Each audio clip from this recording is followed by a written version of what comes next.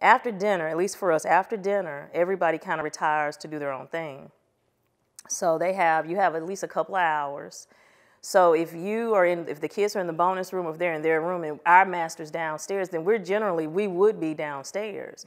But now we're all upstairs. So whether you're in your bonus room or your bedroom, we're all together.